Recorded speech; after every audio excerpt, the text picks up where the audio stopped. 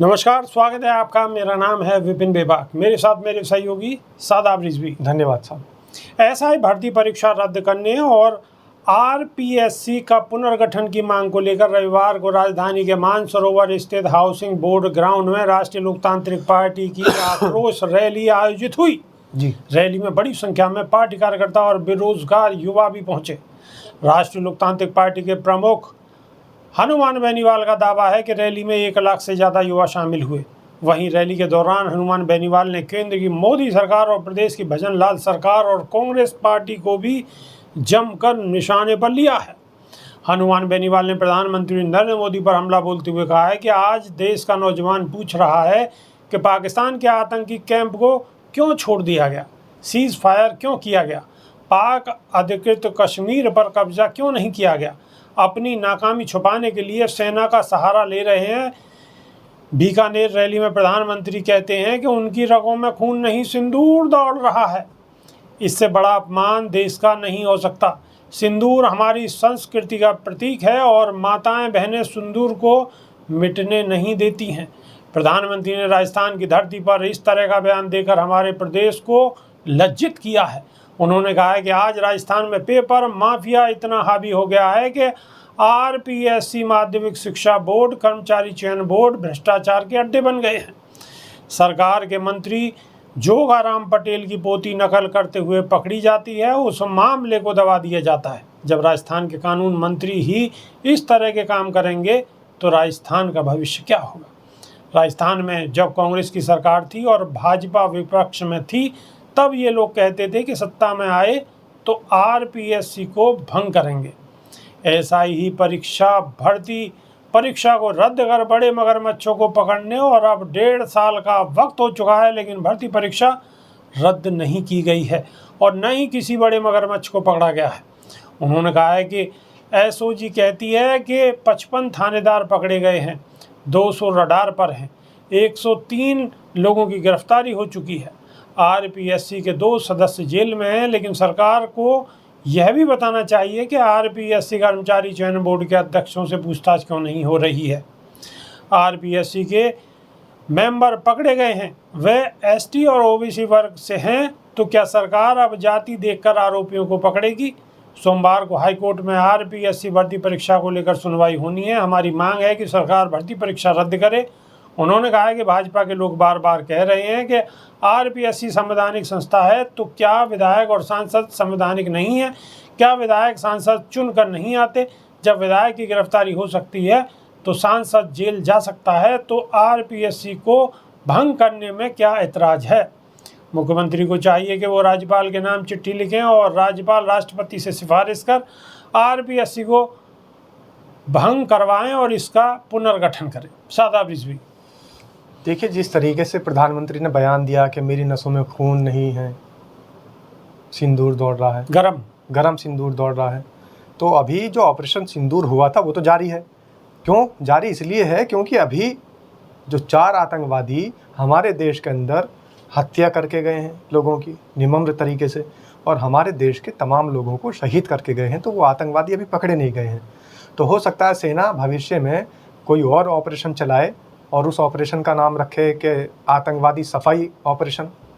तो फिर प्रधानमंत्री 8 बजे आएंगे और कहेंगे मेरी रगों में आतंकवादी दौड़ रहे हैं, तो गलत हो जाएगा ना। इस देश के प्रधानमंत्री की रगों में अगर आतंकवादी दौड़ेंगे तो सारा काम खराब हो जाएगा। तो इसलिए प्रधानमंत्री को भी सोच समझ कर बोलना चाहिए कि जज्बात में आकर के और अपनी जो है ओछी लोकप्रियता जाहिर करने के लिए इस तरीके के बयानों से बचना चाहिए। इस देश के प्रधानमंत्री एक बड़े पद पर बैठे हैं और पद की गरिमा होती है, पद की गरिमा का ख्याल रखना चाहिए। पद की गरिमा का ख्याल रखना चाहिए और प्रधानमंत्री, क्योंकि प्रधानमंत्री हमारे देश के सभी लोगों के प्रधानमंत्री, जो उन्हें पसंद करते हैं उनके भी, लोगों के प्रधानमंत्री हैं, जो उन्हें पसंद करते हैं उनके भी, और जो उन्हें नापसंद करते हैं उनके भी प्रधानमंत्री हैं। तो इसलिए देश के प्रधानमंत्री को इस तरीके की बातों को बोलने से पहले कई बार तोलना चाहिए, क्योंकि वो देश के प्रधानमंत्री हैं। सबसे पहला तो उनके ऊपर यही सवाल खड़ा हो जाता है कि देश के प्रधानमंत्री क्या बोल रहे हैं, क्योंकि उनकी बोली हुई बातें विदेशों में वैसे भी शादाब रिजवी, प्रधानमंत्री ऐसा ये पहली बार नहीं बोले, इससे पहले भी बहुत चीज़ें वो बोल चुके हैं, बदनाम हो चुके हैं। और जब पहले ही कोई व्यक्ति बदनाम हो जाए तो अब तो उससे बहुत संभल के चलने की ज़रूरत होती है। अब अगर उन्हें बोलना ही है तो सीधी सीधी बात करते हैं कि हमने ऑपरेशन सिंदूर के अंदर जो ऑपरेशन सिंदूर चलाया था, सेना ने हमारी बेहतरीन प्रदर्शन किया, बहुत अच्छी कोशिश की, उनके आतंकी ठिकानों पर भी हमले हुए, लेकिन हम अभी उन्हें आतंकवादियों को पकड़ने में विफल हो गए हैं। हमारे देश के अंदर जो सुरक्षा एजेंसी थी वो अपना सुरक्षा का काम तो कर रही थी, लेकिन हमने उन्हें दूसरी जगह कामों में लगा दिया विपक्ष की सेंधमारी के लिए, इसीलिए सुरक्षा में चूक हो गई। हमारे देश का जो खुफिया तंत्र था वो जो पहले से ही अलर्ट रहता है कि हमारे देश के अंदर कोई बाहरी व्यक्ति आतंकी गतिविधि ना कर जाए, वो खुफिया तंत्र अलर्ट रहता है, लेकिन उस खुफिया तंत्र को हमने कहीं और किसी और जगह लगा रखा था कि विपक्ष पार्टी के नेता क्या कर रहे हैं, विपक्ष पार्टियों में क्या चल रहा है। इस वजह से वो खुफिया तंत्र भी हमारा फेल हो गया, सुरक्षा चूक हो गई। ये सारी बातें कहनी चाहिए थी प्रधानमंत्री को कि कोई बात नहीं, हमसे चूक हुई है। उनके उनके जो कानून मंत्री ने ये बात कही है कि हमारी चूक हुई है, सुरक्षा में चूक हुई है, ये बात प्रधानमंत्री को भी स्वीकार करनी चाहिए थी कि हमसे चूक हो गई है, हमसे गलती हो गई है। उसके बाद हमने ऑपरेशन सिंदूर चलाया, लेकिन उसका कोई रिजल्ट हासिल नहीं हुआ हमें, अभी उसके कुछ नतीजे नहीं निकल कर आए हैं।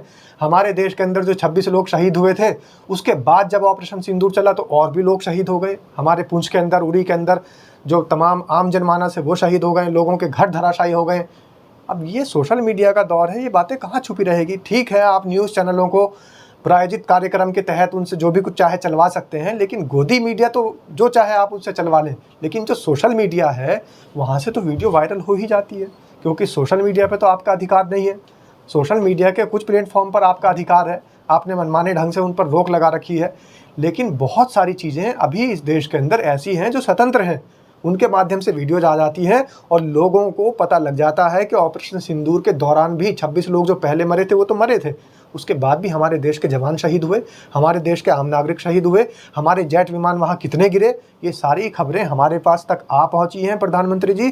तो आपको सीधे तौर पर ये बात करनी चाहिए थी कि जो ऑपरेशन सिंदूर अभी तक सफल नहीं हो पाया है, देश के लोगों को बताना चाहिए था कि स्थिति ये है। अगर कोई विमान क्रैश नहीं हुआ तो वो भी बताना चाहिए था, क्योंकि विदेशी चैनल इस चीज़ को बहुत गंभीरता से दिखा रहे थे, तो सरकार को चाहिए था कि उसके बारे में स्पष्टीकरण करते। जब नोटबंदी हुई थी बेबाक जी, वो बात याद होगी, जब नोटबंदी हुई थी तो 45 दिन मांगे थे प्रधानमंत्री ने, अब भी दिन मांग लेते कि अभी ऑपरेशन सिंदूर जारी है। और मेरे मित्रों, भाइयों, बहनों, थोड़ा सा रो लेते जैसे हमेशा से करते चले आ रहे हैं कि मुझे 2 महीने का समय और दो, उन आतंकवादियों को मैं पकड़ कर लेकर आऊँगा।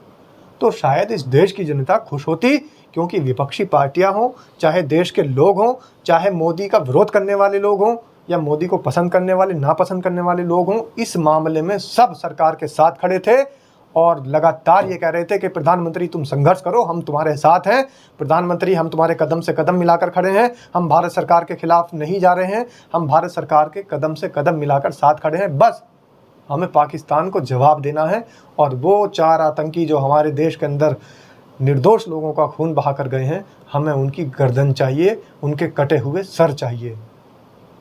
लेकिन 4 आतंकवादियों की अभी तलाश जारी है। सरकार भी अंदर अंदर कोशिश तो कर रही होगी, लेकिन मुंह से कुछ भी बोलने को तैयार नहीं है। जनता सवाल कर रही है और जनता का सवाल वाजिब है। तो अभी के लिए सिर्फ इतना ही। नई वीडियो में फिर रूबरू होंगे। बहुत बहुत शुक्रिया, धन्यवाद, नमस्कार। धन्यवाद सर।